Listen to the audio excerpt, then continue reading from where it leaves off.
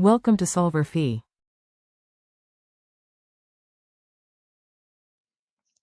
If you want to use two different tables for your frequency and your cumulative frequency, you can go ahead and do so. I'm going to go ahead and combine them into one table. To find our class width to get this started, we'll have to start by getting our minimum and maximum values from our table. And it turns out that the minimum is equal to 27 and the maximum is equal to 70. We can use this to find the range, which will be the maximum minus the minimum, and that gives us 43.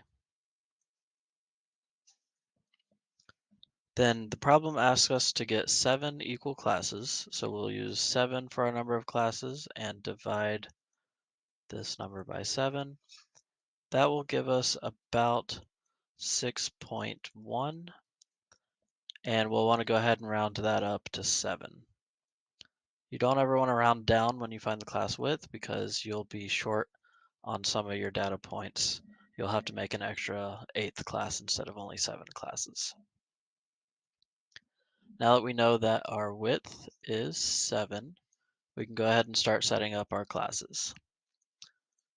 Our first class can start anywhere between our minimum value, which is 27, and 22 is the lowest we could start it out. I like to have nice round numbers, so I'll start mine at 25. All right, so now we'll want to add our class width to each class to find the new starting point of the next class. So 25 plus 7 will give us our next starting point of 32.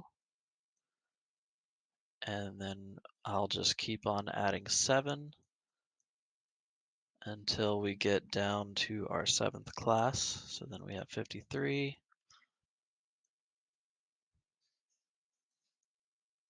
60, and 67. To find our endpoints, we'll just subtract 1 from each of our starting points. So there will be a 31 here. That's 1 less than the next starting point of 32. Then we get 38,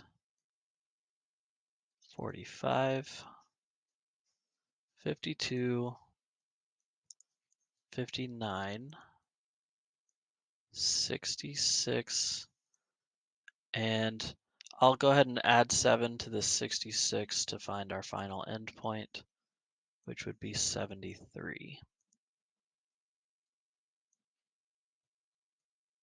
All right. Now we'll have to go through the table and count all of our frequencies.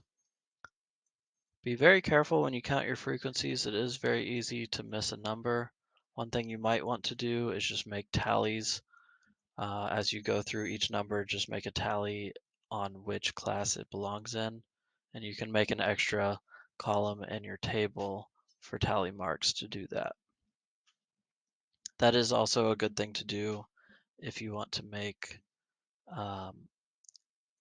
an estimation on what type of graph you'll have. You'll be able to see if it's a normal distribution or if it's skewed. All right, so that is all of the numbers that we should get. Now for our cumulative frequency, you're basically going to just make a running total off to the side here.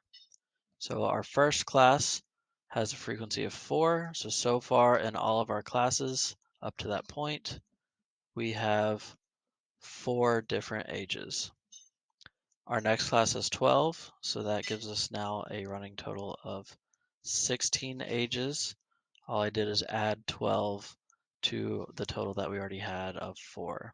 So 4 plus 12 is 16. Now we'll add 16 to our total to get 32.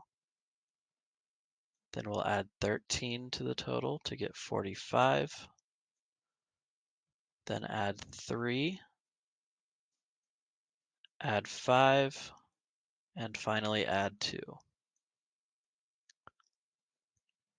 You'll always want to make sure that this final number you get down here at the end matches the total number of ages that you had in your data set to begin with. Since we did start with 55 ages, we know that we didn't miss anybody. This would be your final answer.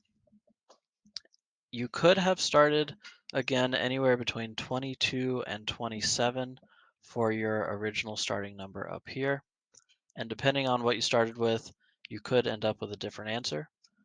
So as long as you did end up with a 55 at the very end and you started between 22 and 27, you should have everything correct.